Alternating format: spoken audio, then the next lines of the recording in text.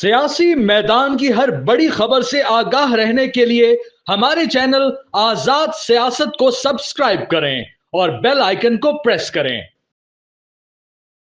इमरान रियाज जो मुल्क से बाहर गए हैं, बहुत सारी इन पे क्या सराहियाँ हो रही हैं, कैसे गए, कहाँ से गए, कौन सा रूट इस्तेमाल किया। वो कह रहे हैं मेरी मदद कासिम सूरी ने की, फलां की। देखें, इंग्लैंड का जो, बरतानिया का जो भी जाने का रास्ता है ना, सबसे पहले ये है कि पाकिस्तान में आप देख लें कि जितने भी लोग बजरिया डंकी जिसे कहते हैं, खुफिया रास्तों से, चोरी रास्तों से जाते हैं, वो ईरान, अफगानिस्तान से होते, पहले अफगानिस्तान का या सहारा लेते हैं या ईरान का सहारा लेते हैं, फिर वहाँ से टर्की जाते हैं और टर्की से वो यूरोप की डंकी लगाते हैं। आज तक आपने कहीं नहीं सुना होगा कि ब्रिटिश की डंकी लगाते हुए कोई पकड़ा गया या किसी की कश्ती डूब गई या कोई मारा गया या कुछ हो गया। तो 99% जो है ना, वो यूके की डंकी नहीं लगती। अब दूसरा सवाल ये पैदा हो जाता है कि जब यूके की डंकी पाकिस्तान से पॉसिबल नहीं है तो इमरान रियाज कैसे पहुंचे, कौन से रास्ते से पहुंचे? इसकी दो बातें हो सकती हैं। नंबर 1 कि इमरान रियाज के पास पहले से यूके का वैलिड वीज़ा मौजूद था और बलूचिस्तान में उनके सहूलतकार भी बहुत हैं। जैसे कि उन्होंने नाम लिया कि कासिम सूरी ने मेरी बहुत मदद की, पहली दफ़ा अटैम्प्ट की, दूसरी दफ़ा की, तीसरी दफ़ा की, और वो बलूचिस्तान से ईरान पहुंचे और ईरान से वो उस वीज़े के ऊपर फ्लाई करके गए। इससे पहले मैं अपने पॉडकास्ट में जो मेरा वीलॉग था उसमें मैंने ये बात बड़ी वाज़ह कही थी कि केपी गवर्नमेंट के अंदर भी ऐसे लोग थे जो गंडापुर के मुखालिफ ग्रुप है जो इस वक्त जो बड़ा एक्टिव है, उन्होंने बजरिया एयरपोर्ट भी उनको यहाँ से भेजा और इस बात को भी आप जो है वो मुबर्रा नहीं कर सकते।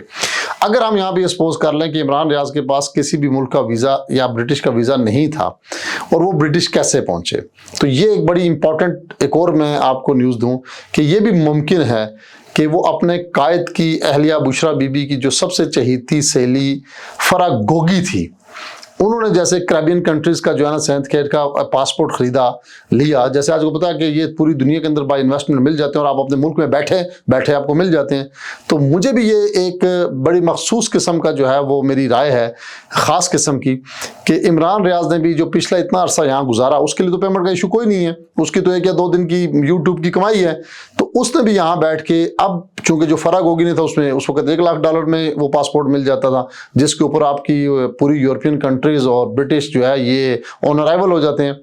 तो शायद इमरान रियाज ने भी इस दौरान में, अब जो कि $2 लाख का मिल रहा है, शायद उसने कोई पासपोर्ट बाय किया है या इन्वेस्टमेंट के थ्रू वो पासपोर्ट खरीदा है, जिसके लिए आपको किसी मुल्क में जाने की ज़रूरत नहीं होती। पाकिस्तान के अंदर बैठे ही आपको ये पासपोर्ट मिल जाता है। वो उस पासपोर्ट को इस्तेमाल करते हुए केपी के रास्ते भी एयरपोर्ट को भी यूज़ कर सकता है, और नहीं तो आपके पड़ोसी मुल्क जो यहाँ से उनको सहूलतकार उनके हर जगह बैठे हुए थे, उन्होंने उनको बॉर्डर क्रॉस करा के उन मुल्कों से उनको जो है वो ट्रैवल किया गया जा सकता है। इसमें कोई दूसरी राय नहीं है। अब जब इमरान रियाज साहब पाकिस्तान में 2 साल, तकरीबन 9 मई के बाद वो पाकिस्तान में तकरीबन 2 साल का अरसा उन्होंने गुजारा और उन्होंने अपनी किसी भी फौजी क़यादत के ऊपर जो है ना वो ज़ुबान या मुंह नहीं खोला। अब जैसे वो मुल्क से बाहर अपने आप को जाहिर कर रहे हैं कि जी मैं पहुंच गया हूँ मुल्क से बाहर, तो वो वहाँ बैठ के भी नाम ले रहे हैं कि जी एक कर्नल है और उसने मुझे कहा कि नवाज शरीफ की जो है ना आप हिमायत करो, और वो इस्लामाबाद से हैं, लंबा उनका कद है। इमरान रियाज ने 2 साल जब पाकिस्तान के अंदर रहा तो ये अल्फाज क्यों नहीं बोले?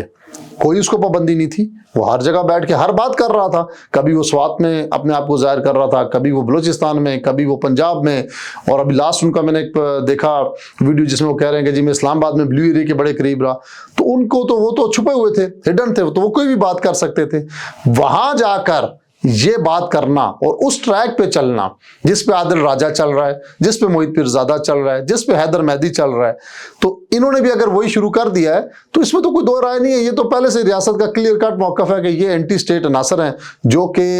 हर सूरत जो है वो ये करना चाहते हैं, जो मुल्क के अंदर इंतशार फैलाना चाहते हैं, जो मुल्क की सलामती के खिलाफ हैं, और इनको फंडिंग कहीं और से हो रही है। तो ये नाम तो भी लेंगे। अभी आप आगे आगे देखें ये किन किन के नाम नहीं लेते। अभी ये उन पुलिस वालों के भी नाम लेंगे जिन्होंने इनको उठाया। अभी तो ये बहुत कहानियां मन गढ़त अपनी तरफ से भी गढ़ेंगे। तो किसी खास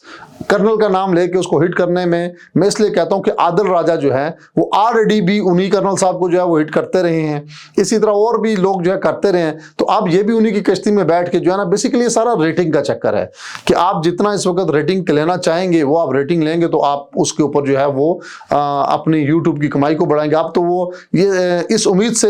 बैठे हैं जाके कि शायद जनाब कभी दोबारा इमरान खान की गवर्नमेंट आएगी। वो ये भूल चुके हैं کہ ان کے لیے جو ہے نا یہاں پر راستے جو ہیں وہ سارے بند ہیں، وہ جتنا مرضی کر لیں وہ انشاءاللہ اپنے مقصد کو جو ہے وہ کامیاب نہیں ہوں گے۔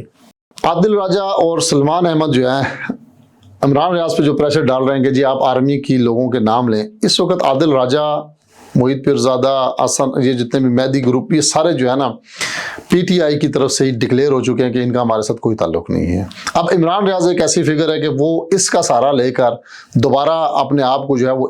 کرنا چاہ رہے ہیں، جس میں بری طریقے سے ناکام ہوں گے۔ اور اگر عمران ریاض بھی ان کی کشتی میں، میں جہاں تک لگتا ہے جیسے کہ اس نے ابھی کرنل صاحب سے کام شروع کیا ہے، اگر بیٹھ گیا تو وہ وقت دور نہیں کہ پی ٹی آئی والے خود عمران ریاض کو بھی جوتے ماریں گے کہ تمہارے سے کوئی تعلق نہیں، جیسے کہ عمران ریاض نے پہلے کلیئر کٹ ابھی کچھ عرصہ پہلے کہہ دیا کہ جی یہ عادل راجہ وغیرہ سے ہمارا کوئی لینا دینا نہیں ہے۔ تو یہی حال جو ہے میں مستقبل میں عمران ریاض کا بھی دیکھ رہا ہوں کہ اگر وہ باز نہ آیا، لیکن عمران ریاض نے چونکہ ریٹنگ لینی ہے تو وہ کچھ کہیں نہ کہیں سے کوئی نہ کوئی سٹوری، بہت اچھی سٹوری گھڑ لیتا ہے، وہ کہیں نہ کہیں سے کوئی نہ کوئی سٹوری بنائے گا اور کسی آرمی والے کا نام کسی پولیس والے کے ساتھ جوڑے گا، کسی پولیس والے کا نام کسی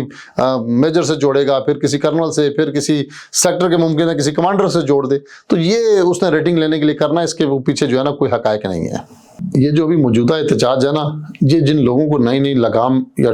ملی ہے نا پی ٹی آئی کی، کے پی کے اندر پارٹی کی، یہ وہ اپنے نمبر بنانے کے لیے جو ہے نا وہ یہ کرنا چاہ رہے ہیں کہ جی گنڈا پور نے جو ہے نا وہ کچھ نہیں کیا، اب ہم آ گئے تو ہم نے بڑے تیر چلا لینے ہیں۔ اس پہ بڑا کلیئر کٹ گورنمنٹ کا موقف ہے، اور انٹیریئر منسٹر نے بھی بڑا کلیئر کٹ بیان دیا ہے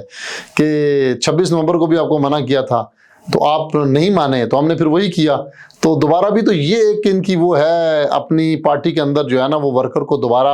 ایکٹیو کرنے کی، جو ورکر ان پہ مکمل طور پہ اعتماد ان کا جس پہ ختم ہو چکا ہے، ایک عمران خان کی ایک سازش ہے جو یہ نئی قیادت جن کے ہاتھ میں دی ہے کہ شاید ہم کامیاب ہوں گے، لیکن یہ ان کا صرف ایک خام خیال ہے، ایسا کوئی بھی نہیں ہے کہ انہوں نے وہاں پہ کامیاب ہو پائیں گے یا یہ اس سے کوئی نتائج حاصل کر سکیں گے۔ اس میں صرف اتنی بات کہوں گا کہ وہ کہتے ہیں کہ کتے کی دم کو اگر 100 سال بھی آپ رکھے نا، اس میں تو وہ ٹیڑھی کی ٹیڑھی رہتی ہے۔ دوسرا اس میں ایک اور سب سے بڑی جو مثال ہے کہ رسی تو جل گئی لیکن بل نہ گیا۔ تو عمران خان صاحب اتنا کچھ کھونے کے بعد بھی آج بھی وہی امید رکھتے ہیں کہ شاید وہ اپنی وہی باتیں کر رہے ہیں اور وہ چیزیں وہ ڈیمانڈز پہ بات کر رہے ہیں جو کسی صورت میں قابل قبول ہیں ہی نہیں۔ آپ اس وقت ایک جنگ ہارے ہوئے قیدی کی مانند ہیں، ٹھیک ہے آپ کے ایک پبلک سٹی ہے، آپ سمجھ رہے ہیں کہ میں پبلک کا بہت اہم فگر ہوں، لیکن آپ کی جو سر دست جس کے ساتھ مقابلہ ہے، آپ جو بات کر رہے ہیں یہ کسی صورت قابل قبول نہیں ہے۔ یہ آپ خواہ مخواہ میں ایک پوائنٹ سکورنگ اپنی جو ہے نا وہ کرنے کی کوشش کر رہے ہیں، وہ کرتے رہیں، اس کا کوئی اتنا اچھا رزلٹ نہیں نکلے گا۔ دیکھیں میں خود چونکہ اس فیلڈ سے ہوں اور میں صرف اتنا کہوں گا کہ ہم نے جب سے جوڈیشری میں آگے کالا کوٹ پہنا ہے تو اسلام آباد کی میں خاص کر بات کروں گا کہ ہم نے یہی سنا ہے کہ ججز کی روٹیشن ہونی چاہیے۔ یہ ججز یہیں پہ وکیل ہوتے ہیں، پھر یہیں پہ اسلام آباد کے اندر جج بن جاتے ہیں اور پھر ساری زندگی یہیں رہتے ہیں، ان کے لنکس ڈیولپ ہو جاتے ہیں، ان کے لوگوں کے ساتھ تعلقات بن جاتے ہیں اور فیصلے میرٹ پر نہیں ہوتے۔ اس وقت جب گورنمنٹ آف پاکستان نے ایک ترمیمی ایکٹ لا کر جب روٹیشن شروع کر دیا تو یہ وکلا شور میں جانا شروع ہو گیا۔ اب یہ کون لوگ ہیں، یہ کیوں ایسا کر رہے ہیں، ان کی کیا ایک انٹینشن ہے؟ دیکھیں قانون تو اس چیز کی اجازت دیتا ہے کہ آپ روٹیشن کریں گے، آپ کہیں سے بھی چیف جسٹس کو لا کے اپوائنٹ کر سکتے ہیں۔ تو ان کے ایک جو انہوں نے بیانیہ بنایا وکلا نے کہ جی ود بیڈ انٹینٹ ہے۔ بھائی کیسے بیڈ انٹینٹ ہے؟ میں یہ سمجھتا ہوں کہ ہمیں یہ دیکھنا چاہیے کہ غریب کو فاسٹلی انصاف مل رہا ہے یا نہیں، کیا ججز میرٹ پہ فیصلے کر رہے ہیں یا نہیں، سپیڈی ٹرائل ہو رہے ہیں یا نہیں۔ لیکن بدقسمتی سے یہاں پر ہمیشہ سیاست کی جاتی ہے، یہاں پر ہمیشہ اپنے بینیفٹس کو دیکھا جاتا ہے۔ میں اس وقت اسلام آباد بار کونسل سے پوچھنا چاہوں گا کہ آپ اس وقت کہاں تھے جب یہی ججز اسلام آباد کے وکلا کے اوپر چیمبرز کے مسئلے کے اندر ایف آئی آرز پہ ایف آئی آرز کٹوا رہے تھے، وکلا کے گھروں کے اندر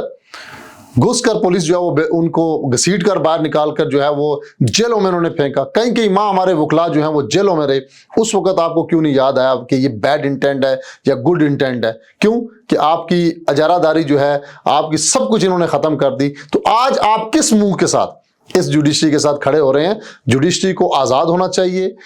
روٹیشن بہت ضروری ہے ہونی چاہیے، ایک اسٹیشن کے اوپر 3 سال سے زیادہ کسی بھی جج کو نہیں رہنا چاہیے تاکہ ایک انصاف کا نظام جو ہے وہ قائم ہو سکے، اور یہ ایک لا اور قانون اس چیز کی اجازت دیتا ہے۔ تو اب گڈ انٹینٹ اور بیڈ انٹینٹ کو ڈکلیئر کرنے والے جو ہے نا، یہ کچھ مخصوص لوگ ہیں جو یہ چاہ رہے ہیں کہ ہم اس کو کیش کر لیں، لیکن انشاءاللہ جو ہے یہ ابھی ممکن نہیں ہے۔